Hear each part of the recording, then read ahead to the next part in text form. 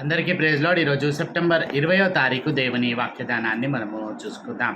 ప్రాముఖ్యంగా ఈరోజు మనము ధ్యానం చేసేటటువంటి విషయము నిన్నటి దినాన వెలుగులో నడుచుకొనుడి అనేటటువంటి విషయం, లేదా వెలుగు సంబంధుల వలె నడుచుకోవాలి, జీవించాలి అనేటటువంటి విషయాన్ని మరికొంత ఈరోజు మనం గమనించినట్లయితే, ఈరోజు మనం ధ్యానం చేసేటటువంటి వచనాలు ఎఫెసీలకు రాసినటువంటి పత్రిక 5వ అధ్యాయము 11వ వచనం నుంచి 14 వచనాల వరకు గల వాక్య భాగాన్ని ధ్యానం చేసుకుందాం. ఇక్కడ మనం గమనించినట్లయితే 11వ వచనం, నిష్ఫలమైన అంధకార క్రియలలో పాలివారయ్యుండక వాటిని ఖండించుడి.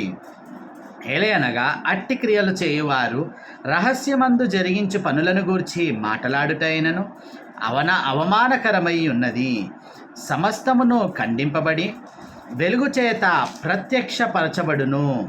ప్రత్యక్షపరచున్నది ఏదో అది వెలుగే కదా. అందుచేత నిద్రించుచున్న నీవు మేల్కొని మృతుల్లో నుండి లెమ్మో, క్రీస్తుని మీద ప్రకాశించునని ఆయన చెప్పుచున్నాడు. ఈ విషయాలను ఇక్కడ మనం గమనించినట్లయితే, నిన్నటి దినాన మనము ధ్యానం చేసినటువంటి విషయాలు, వెలుగు అంటే పూర్వం మన స్థితి ఏమై ఉంటుంది, చీకటిలో ఉంటున్నటువంటి వారము వెలుగు సంబంధుల వలె మనము చేయబడ్డాము. ఆ విధమైనటువంటి జీవితాన్ని మంచితనము, నీతి, సత్యం అనేటటువంటి వాటిల్లో పరీక్షించుకుంటూ ప్రభువుకు ప్రీతికరమైనటువంటి జీవితాన్ని జీవించాలి అనేటటువంటి విషయాన్ని చూసి ఉంది. దానికి ఎక్స్టెన్షన్గా ఈరోజు మనం గమనించినట్లయితే, మనకు ఇవ్వబడుతున్నటువంటి ఆజ్ఞ ఏమిటి, చేయబడుతున్నటువంటి హెచ్చరిక ఏమిటి, ఆ పిలుపుకు తగినటువంటి జీవితాన్ని మనము జీవించాలి ఈ వెలుగు సంబంధుల వలె అనేటటువంటి ఈ విషయంలోనే అని మనం గ్రహించాలి. ఒకవేళ మొదటిగా చేయబడుతున్నటువంటి ఆజ్ఞ, ఇవ్వబడుతున్నటువంటి ఆజ్ఞ ఏమనేది మనం ఆలోచిస్తే,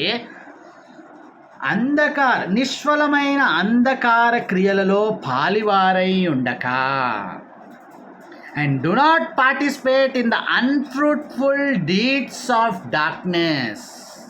ఈ విషయాన్ని మనం ఇక్కడ గుర్తించాలి. అంటే ఇప్పుడు వెలుగు సంబంధుల వలె మనము చేయబడ్డాము. అయితే మనకు గీయబడుతున్నటువంటి గీత, లేదా మనకు నియమించబడుతున్నటువంటి హద్దు ఏదైతే ఉంటుందో, ఇక నుంచి లేదా మనము రక్షించబడిన నాటి నుండి, లేదా రక్షించబడ్డాము అయినా కొన్ని విషయాల్లో మనము తప్పిపోతూ ఉన్నాము అనంటే, ఆ చీకటి కార్యంలో మనం పాల్గొంటూ ఉన్నాము అనంటే, ఇక్కడ చేయబడుతున్నటువంటి హెచ్చరిక నిష్ఫలమైన అంధకార క్రియలలో పాలివారై ఉండక, do not participate in the unfruitful deeds of darkness. ఇక్కడ గ్రహించాల్సినటువంటి విషయం, ఏదైతే వెలుగు సంబంధులమని చెప్పుకుంటా ఉన్నామో, రెండు విషయాలు ఇందులో గమనించాలి. మనం ఆ వెలుగు సంబంధమైన క్రియలను మనము జరిగించాలి.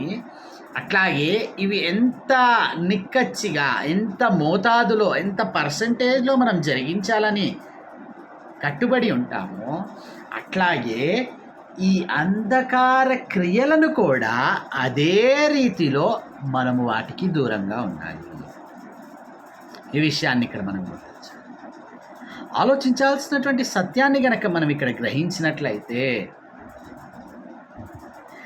ఈ అంధకార క్రియలు నేటి దినాన ఏమై ఉంటా ఉన్నాయి, వాటికి మనము దూరంగా ఉంటా ఉన్నామా, లేదా మన అనుదిన క్రమచర్య, మన డైలీ పార్టిసిపేషన్స్ ఏవైతే ఉంటా ఉన్నాయో, are they belong to light of God, are they of darkness? అంటే అవి అంధకారమైనటువంటి క్రియలా, లేదా స్పష్టముగా వెలుగు సంబంధమైనటువంటి క్రియలా? అది మనం గుర్తించాలి. ఈనాడు ఈ విషయాన్ని గనక మనం గ్రహించలేకపోతే, క్లియర్గా ఆ చీకటి సంబంధుల వలె ఇంకా జీవిస్తున్నట్టే. పార్టిసిపేట్ అనేటటువంటి మాట ఇక్కడ మనం గుర్తించినట్లయితే, గ్రీకు భాషలో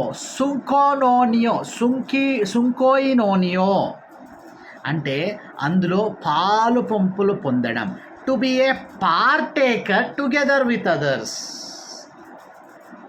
అంటే ఈ విషయాన్ని మనం గ్రహించినట్లయితే ఇతర చీకటి సంబంధులతో పాలివాడవుగా ముందుకు కొనసాగడము. క్లియర్గా ఇక్కడ మనం గ్రహించాల్సిన there should be a clear difference between the darkness and the light. అంటే వెలుగు సంబంధులలాగా జీవించడము, చీకటి సంబంధులలాగా జీవించడానికి ఒక క్లియర్ వ్యత్యాసం ఉంటుంది.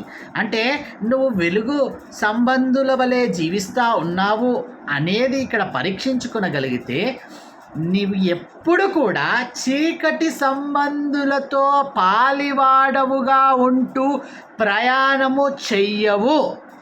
ఏ విషయాన్ని ఇక్కడ మనం గుర్తు, నీకొక మనస్సాక్షి, నీకొక స్పృహ, కాన్షియస్నెస్ అనేది ఉంటే ఎదుటి వ్యక్తి చేసేటటువంటి క్రియలు అవి చీకటి సంబంధమైన క్రియలా, వెలుగు సంబంధమైన క్రియలా?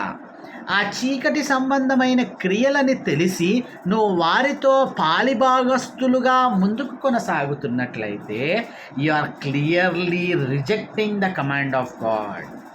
దేవుని యొక్క ఆజ్ఞను నీవు తిరస్కరిస్తున్నట్టే. And you are still the part of the darkness. ఈ విషయాన్ని మనం ఇక్కడ గుర్తించాలి. ఈ నిష్ఫలమైనటువంటి అంధకారమైన క్రియలు ఏమిటో నీకు తెలిసి కూడా నీవు వాళ్ళతో పాలిభాగస్తుడుగా ముందుకు కొనసాగుతున్నట్లయితే ఇక్కడ గ్రహించాల్సినటువంటి సత్యము, నీవు ఆ క్రియలలో కూడా నీవు పార్ట్ అవుతున్నావనంటే గుర్తించాల్సినటువంటి సత్యము గనక ఇక్కడ గ్రహించినట్లయితే నీవు చీకటి సంబంధివే. అందుకనే అక్కడ క్లియర్గా చెప్పబడుతున్నటువంటి నిష్ఫలమైన అంధకార క్రియలలో పాలివారై ఉన్నాడు. నిష్ఫలమైన, అన్ఫ్రూట్ఫుల్, అది మన జీవితాలకు ఎట్టి పరిస్థితుల్లో ఫలవంతమైనది కాదండి. అది ఎరుగుతా ఉన్నావా? ఈరోజు ఈ దేవుడు చేస్తున్నటువంటి ఈ ఆజ్ఞను ఎంత మేరకు నీవు గ్రహిస్తూ ఉన్నావు? రెండో విషయాన్ని మనం ఇక్కడ ఆలోచించి చేయబడుతున్నటువంటి హెచ్చరిక 11-12 వచనం నుంచి వాటిని ఖండించాలి. అంటే నువ్వు వాటిలో పాలిభాగస్తుడు అవ్వటమే కాదు, వాటిని నీ జీవితంలో ఎదుటి వారిని కూడా, అట్టి క్రియలు చేస్తున్నటువంటి వారిని ఖండించాలి. ఇక్కడ మనము గుర్తించాల్సినటువంటి, అంటే నీవు ఖండిస్తలేవనంటే యు ఆర్ ఎంకరేజింగ్ దెమ్, అంతే కదా. నువ్వు ఖండించకపోతే వారిని ఇంకా ఆ విషయాల్లో ప్రోత్సాహపరుస్తున్నట్టే కదా. రెండో విషయాన్ని గనక, చేయబడుతున్నటువంటి హెచ్చరికను గనక మనం ఇక్కడ ఆలోచిస్తే, ఏలయనగా అట్టి క్రియలు చేయువారు రహస్యమందు జరిగించు పనులను గూర్చి మాటలాడుటైనను అవమానకరమై ఉన్నది. సమస్తమును ఖండింపబడి వెలుగు చేత ప్రత్యక్షపరచబడును. ప్రత్యక్షపరచున్నది ఏదో అది వెలుగే కదా. ఆలోచించాలి. నేటి దినాన నీవు చేసేటటువంటి ఏ పని అయినా, చేయబడుతున్నటువంటి స్పష్టమైన హెచ్చరిక ఇక్కడ గుర్తించాలి. నీవు చేసేటటువంటి ఏ పనైనా నీవు ఇతరులతో పంచుకొనగలగలేనిది అయితే you are accountable for that. అంటే నువ్వు ఇంకా రహస్యమందు జీవించాలని నీవు ఇష్టపడతావు, అంటే ఇంకా నువ్వు చీకటిలోనే జీవించాలనుకుంటావు. అందుకని అక్కడ స్పష్టంగా చెప్పబడుతున్నటువంటి మాట, అట్టి క్రియలు చేయవారు రహస్యమందు జరిగించు పనులను గూర్చి మాట్లాడుట అయినను అంటే ఇంకా వాళ్ళు చేసేటటువంటి క్రియలు కనీసం వాటి గురించి మాట్లాడుకొని కూడా మాట్లాడుకోలేమంటాం. అంటే ఇక్కడ మన కొలమానము గనక మనం ఆలోచిస్తే, ఈ చేయబడుతున్నటువంటి హెచ్చరికలో నేను చేసేటటువంటి ఈ పని ఇతరులతో నేను పంచుకొనగలుగుతానా, ఇంకా నేను చేసేటటువంటి ఈ పని ఇతరులతో నేను షేర్ చేసుకోగలుగుతానా? అంటే నువ్వు షేర్ చేసుకోలేకపోతే, నువ్వు ఇతరులతో అది పంచుకొనలేకపోతే అది చీకటి కార్యమే కదా. ప్రత్యక్షపరచబడినది ఏదో అది వెలుగే కదా అంటా ఉన్నాడు. అంటే ఇంకా ఇక్కడ క్లియర్గా చాలామంది రెండు కోణాల్లో దీన్ని గుర్తించాలి. రహస్యమందు ఉండేటటువంటి జీవితము అది బట్టబయలు చేయబడినప్పుడు అది దేవునికి యోగ్యకరం లేదా వెలుగు సంబంధుల వలె జీవించవలసిన జీవితము కాకపోతే ఖచ్చితముగా you belong to the darkness. ఇంకొక కోణంలో మనం ఆలోచిస్తే మనము వెలుగు సంబంధుల వలె జీవిస్తూ ఉన్నాము. రహస్యమైనటువంటి జీవితం అంటే చాలామంది షో ఆఫ్ జీవితానికి అంటే ఇతరులకు చూపించుకోవడానికి వారు జీవిస్తూ ఉంటారు. అవసరం లేదండి. నీ యొక్క వెలుగు సంబంధమైన అంటే నువ్వు నీతి క్రియలు మంచితనం ఏదైతే చేస్తూ ఉన్నావో అది ఇతరులకు అంటే నీకు తెలియకుండా నీవు అనుకొనకుండా ఇతరులకు అది ప్రత్యక్షపరచబడినప్పుడు నీ వెలుగుమయమైనటువంటి జీవితము అక్కడ ప్రత్యక్షపరచబడడం మనం చూస్తాము. ఆలోచించాలి. ఈ విషయాన్ని కనుక మనం గ్రహించినట్లయితే ఈ వెలుగుమయమైనటువంటి ఈ జీవితము చాలామంది వారు చనిపోయినాక వారి యొక్క జీవితము వారి జ్ఞాపకార్థ కూడికలో చెప్పబడేటటువంటి ఆ సాక్ష్యాల ద్వారా బయలుపరచబడుతుండడం మనం చూడగలం. బ్రతికిండగా కూడా సాక్ష్యముగా మనం జీవించగలుగుతామండి. మనము అంటే వారు మన మంచితనాన్ని లేదా వెలుగులో మన మంచితనం ప్రత్యక్షపరచబడినప్పుడు మనం ఏదో పొంగిపోవాల్సినటువంటి అవసరం లేదు. కాబట్టి స్పష్టముగా నీ రహస్య జీవితము అంటే ఒకవేళ పాపపు జీవితం అయితే చీకటి సంబంధమైన జీవితం అయితే అది వెలుగులో చూచుకొనినప్పుడు చీకటి సంబంధిగా బయలుపరచబడతావు. లేదా ఆ రహస్యమందు జీవించేటటువంటి జీవితం నీతియుక్తమైనటువంటి జీవితం అయితే అది వెలుగులో ప్రత్యక్షపడినప్పుడు నీ వెలుగుమయమైనటువంటి లేదా వెలుగు సంబంధమైనటువంటి జీవితము బయలుపరచబడతావు. ఇక్కడ ఒక ప్రశ్న వేయాలా అండి? What is your secret life? నీ రహస్యమైన జీవితము ఏమై ఉంటుంది? ఈరోజు ప్రశ్నించుకుంటే does it belong to darkness or does it belong to the light? ఆ రహస్యమైనటువంటి జీవితము వెలుగు సంబంధమైన జీవితమా లేదా చీకటి సంబంధమైన జీవితమా? ఇది ప్రశ్నించుకోవాలి. చివరిగా అక్కడ చెప్పబడుతున్నటువంటి మాట ద కాల్ అంటే పిలువబడుతున్నటువంటి పిలుపు 14వ వచనంలో అంటాడు, అందుచేత నిద్రించుచున్న నీవు మేలుకొని మృతుల్లో నుండి లెమ్ము, క్రీస్తు నీ మీద ప్రకాశించునని ఆయన చెప్పుచున్నాడు. లెమ్ము, నిద్రలో నుండి మేలుకో. చాలామంది ఇంకా క్రైస్తవ్యంలో ఉంటున్నటువంటి వారు ఇంకా నిద్రలోనే గాఢమైన నిద్రలో ఉంటా ఉన్నారు. అంటే చీకటికరమైనటువంటి జీవితంలో జీవిస్తూ వెలుగులోనికి రానేటటువంటి వారు. ఇంకొక కోణంలో వెలుగు సంబంధుల వలె ఉంటూ ఇంకా కొన్ని చీకటి కార్యాలు చేస్తున్నటువంటి వారు. అందుకని ఇక్కడ చెప్పబడుతున్నటువంటి మాట ఇది ఖచ్చితముగా మనం గ్రహించాల్సినటువంటి సత్యము. యెషయా గ్రంథం 60వ అధ్యాయం 1వ వచనంలో చెప్పబడుతున్నటువంటి ఆ మాటనే ఇక్కడ మనకు స్పష్టంగా చెప్పబడుతున్నటువంటి విషయము. 60వ అధ్యాయం 1వ వచనం, నీకు వెలుగు వచ్చి ఉన్నది, లెమ్ము తేజరిల్లుము, యెహోవా మహిమ నీ మీద ఉదయించెను. ఆ దేవుని మహిమ మన మీద ఉదయించినప్పుడు, మన మీద ఆ వెలుగు ప్రత్యక్షపరచబడినప్పుడు అదే విషయాన్ని ఇక్కడ జ్ఞాపకం చేస్తూ ఉన్నాడు. క్రీస్తు నీ మీద ప్రకాశించునని అంటే క్లియర్గా ఆ వెలుగు క్రీస్తై ఉంటా ఉన్నాడు. అంటే ఇక్కడ గ్రహించాల్సినటువంటి సత్యం లెగాలి ఇంకా చీకటిమయమైనటువంటి జీవితము కాదు. ఈ విషయాన్ని గ్రహించినట్లయితే ఈరోజు మన పిలుపుకు తగినటువంటి జీవితాన్ని మనం జీవించువారమైతే ఆ వెలుగుని మీద ప్రకాశించుము, లెమ్ము తేజరిల్లుము అంటా ఉన్నాడు.